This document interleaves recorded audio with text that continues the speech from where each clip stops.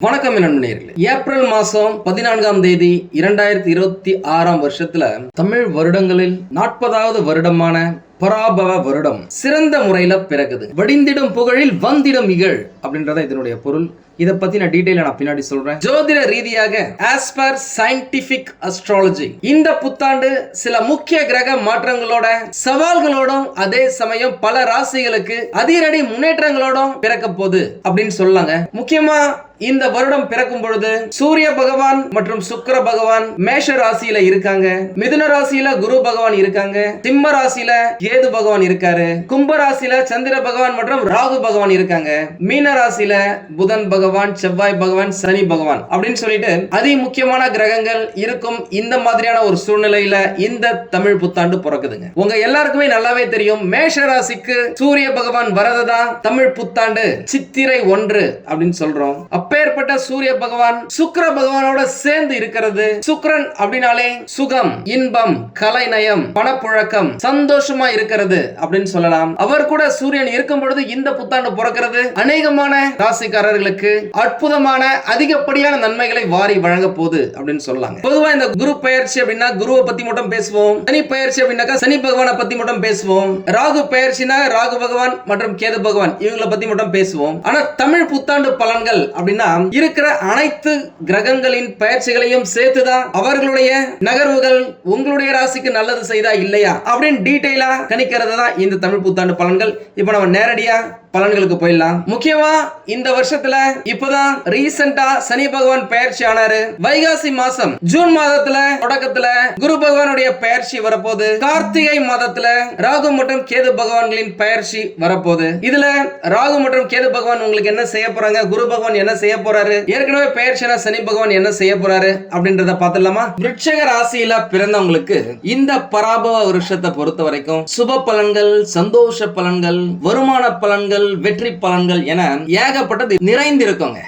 இந்த ராசியை பொறுத்த வரைக்கும் வசதி வாய்ப்புகள் பெருகுகின்ற வருஷமா தாங்க அமையும். பொதுவாவே விருச்சிக ராசி அப்படின்னாலே அகத்தியரின் ஓலைச்சுவடியில சொல்லி இருக்கிறது என்ன அப்படின்னாக்கா விறுவிறுப்பாக எந்த செயலையும் செய்ய துடிக்கும் விருச்சிக ராசி. அவ்வளவுதாங்க. இருக்கிற 12 ராசிகள்ல சுறுசுறுப்பு, விறுவிறுப்பு, துடித்துடிப்பு, ஸ்பீடு அப்படின்னா அது விருச்சிக ராசி தாங்க. செய்யற வேலையா இருந்தாலும் சரி, பேசுற பேச்சா இருந்தாலும் சரி, இவங்க ஸ்பீடா இருக்கிறதாலே இவங்க உடம்பு ரொம்ப சூடாவே இருக்கும். என்னதான் இவங்க சூடா இருந்தா கூட இவங்களுடைய ராசி நீர் ராசி. இதுவே மிகப்பெரிய விசித்திரம்.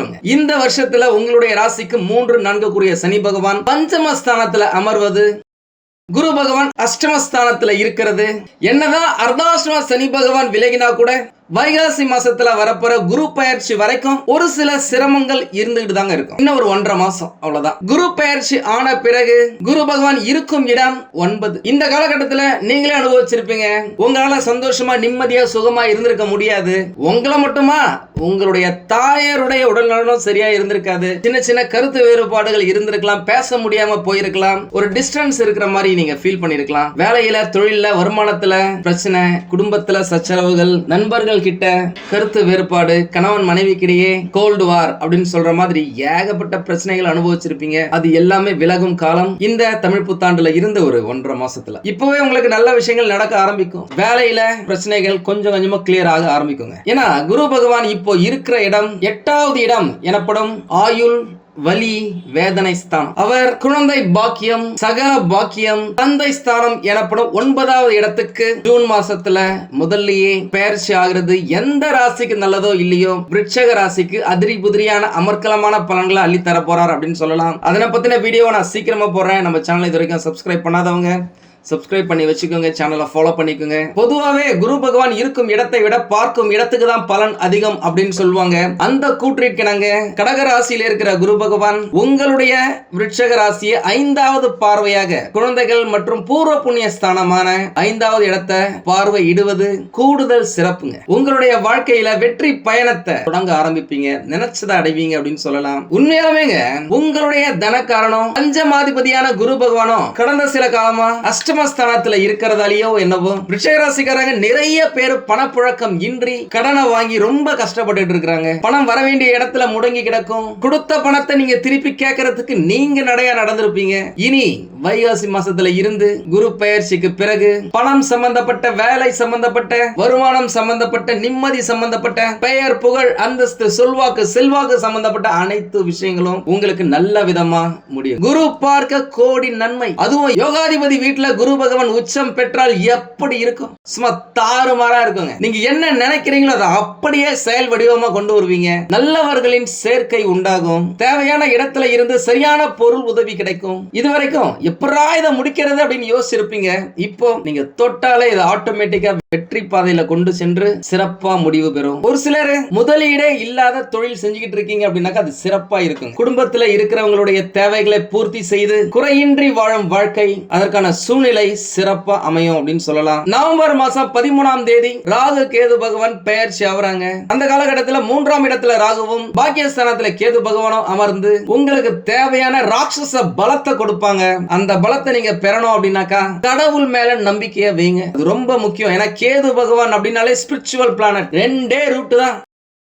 நல்லா இருக்கணும் அப்படின்னாக்கா எந்த மதமா இருந்தாலும் சரி, ஹிந்து, கிறிஸ்டியன், முஸ்லிம் யாரா இருந்தாலும் சரி, உங்களுடைய கடவுளை நம்பிக்கையோட வணங்குங்க. அது உங்களை நல்ல ரூட்டுக்கு கொண்டு போவோம். இல்ல அப்படின்னாக்கா ஏதாவது அடிக்ஷன், கெட்ட பேர் வாங்குறது அப்படின்னு சொல்லிட்டு ரொம்ப ஒரு மாதிரியா போவோம் லைஃப். பாத்துக்கோங்க, இது நல்ல காலம்.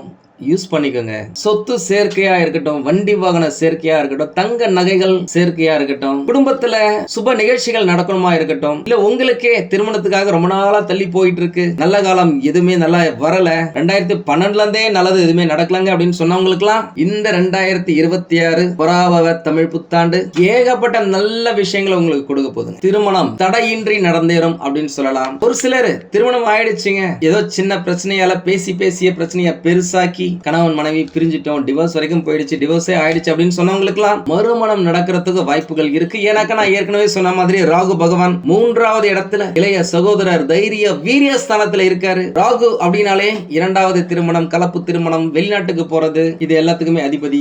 அவர் அந்த இடத்துல இருக்கும் பொழுது உங்களுக்கு ஏகப்பட்ட நல்ல விஷயங்கள், திருமணம் சார்ந்த விஷயங்கள் நடக்குங்க. திருமணம் ஆகி குழந்தை பேர் இல்லாமல் இருந்தவங்களுக்கும் பாத்தீங்க அப்படின்னாக்கா குரு பகவானுடைய பார்வை சிறப்பா இருக்கிறதால, குழந்தைகள் மற்றும் பூர்வ புண்ணிய ஸ்தானத்தை பார்க்கறதால குழந்தை பிறப்பதற்கான வாய்ப்புகள் நிறையவே இருக்குங்க. இந்த காலகட்டத்தை மிஸ் பண்ணாம ட்ரீட்மெண்ட் எடுத்துக்கோங்க. உங்களுடைய சுய ஜாதகத்தை பக்கத்துல இருக்கிற ஜோதிடரிடம் காமிச்சுக்கோங்க, மருத்துவரிடமும் காமிங்க.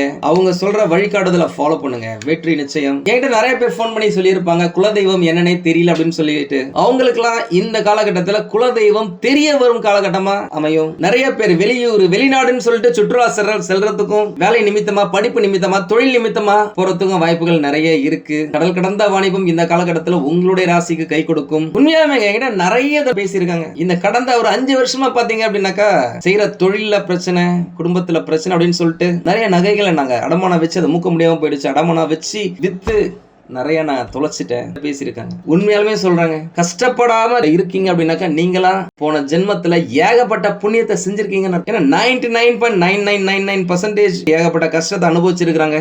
இந்த தமிழ் புத்தாண்டு குடும்பத்துல மகிழ்ச்சி நிலவவும், பொருளாதார ரீதியாக பெரிய முன்னேற்றம் ஏற்படவும், சொத்துக்கள் வாங்கவும், பிள்ளைகளால் பெருமை சேரவும் ஒரு முக்கியமான வருஷமா உங்களுடைய வாழ்க்கையில இருக்க போதுங்க. உண்மையாலுமே சொல்ல போறேன், இந்த வருஷம், இந்த 2026 பராபவ வருடம் உங்களுடைய ஆயுள் 80 வருஷம் 100 வருஷமா இருந்தா கூட எல்லாத்தை விட ஒரு மிக சிறந்த வருஷமா இந்த வருஷம் அமையும். இதை நீங்க கரெக்டா யூஸ் பண்ணிக்கிட்டீங்கன்னா சரிங்களா? ஏன்னா இந்த பராபவ வருடம் உங்களுக்கு சூப்பரா இருக்குங்க. 20 வருஷத்துக்கு பிறகு நிம்மதியான வாழ்க்கை இந்த வருஷம் தாங்க உங்களுக்கு அமையும். இதுவரை காணாத நிம்மதி, இதுவரை காணாத சுகம், இதுவரை காணாத சந்தோஷம், இதுவரை காணாத குடும்ப உறவுகளின் பாசம் இப்ப கிடைக்கும். பணத்தை பொறுத்த வரைக்கும், பொருளாதாரத்தை பொறுத்த வரைக்கும், வேலையில முன்னேற்றத்தை பொறுத்த வரைக்கும் பிளஸ் தான், பாசிட்டிவ் தான். உடல் நலன்ல கொஞ்சம் கவனமா இருங்க. அப்படிதான் இருந்துகிட்டு இருக்கு உங்களுக்கு. இந்த காலகட்டத்தில் பழைய வாகனத்தை மாத்திட்டு புதுசா வண்டி வாங்குவீங்க. பழைய வாகனத்தை நீங்க பக்கவா புது வண்டி மாதிரி ரெடி பண்ணி வச்சுப்பீங்க. குரு பகவான் தனஸ்தானத்தை பார்வையிடும் பொழுது பொருளாதார வளர்ச்சியை பார்ப்பீங்க. இந்த காலகட்டத்தில் வேலை கிடைக்கிறதா இருக்கட்டும், ஏற்கனவே வேலையில இருக்கிறவங்களுக்கு வேலையில இருக்க பிரச்சனைகள்லாம் விலகிறதா இருக்கட்டும், சிறப்பான வருஷமா அமையுங்க. கை நிறைய சம்பளத்தை இந்த காலகட்டத்தில் நீங்க பாப்பீங்க. அதிர்ஷ்டமான நிறங்கள் ஆரஞ்சு, வெண்மை, மஞ்சள். அதிர்ஷ்டமான திசைகள் வடக்கு, வடகிழக்கு, தென்மேற்கு, கிழக்கு. அதிர்ஷ்டமான எண்கள் 2, 3, 9. பரிகாரம் அப்படின்னாக்கா செவ்வாய் பகவானையே ராசி அதிபதியாக கொண்ட விருட்சக ராசிக்காரர்களுக்கு செவ்வாய் கிழமைகளில் சுப்பிரமணியருக்கு, முருக பெருமானுக்கு சிகப்பு நிற வஸ்திரம் சாற்றி, நெய் தீபம் ஏற்றி, சிகப்பு நிற பூக்களால் மாலை போட்டு உங்களின் வேண்டுதலை சொல்லி வர உங்களின் எண்ணங்கள் அனைத்தும் சிறப்பா நடக்குங்க. பொருளாதார மேன்மை அடைவீங்க. எல்லாமே நல்லாதாங்க இருக்கு. இருந்தாலும் ஏதோ ஒரு பிரச்சனை இருக்கு அப்படின்னாக்கா உங்களுடைய சுய ஜாதகத்தை பக்கத்துல இருக்கிற ஜோதிடர்களிடம் காமிச்சு விவரத்தை கேட்டு தெரிஞ்சுக்கோங்க. தேவைப்பட்ட நம்மளையும் கான்டாக்ட் பண்ணுங்க. நானும் ரெடியா இருக்கேன் உங்களுக்கு உதவி செய்வதற்காக. உங்களுக்கு இந்த வீடியோ பிடிச்சிருந்தா லைக் பண்ணுங்க. ரொம்ப பிடிச்சிருந்தது அப்படின்னாக்கா உங்களுடைய ஃப்ரெண்ட்ஸுக்கு, ரிலேட்டிவ்ஸ்க்கு ஷேர் பண்ணுங்க. நம்மளது வெறும் ஜோதிட நிலையம் இல்லைங்க. அறிவியல், கடவுள், ஜோதிடம் இந்த மூன்றையும் ரிலேட் பண்ணி நாட்டு மக்களுக்கு எப்படிலாம் நல்லது செய்ய முடியும் அப்படின்னு சொல்லிட்டு நிறைய ரிசர்ச் நாங்க பண்ணிட்டு இருக்கோம். அது எல்லாத்தையும் உங்களுக்கு உடனுக்குடன் கிடைக்க நம்ம சேனலை சப்ஸ்கிரைப் பண்ணி வச்சுக்கோங்க.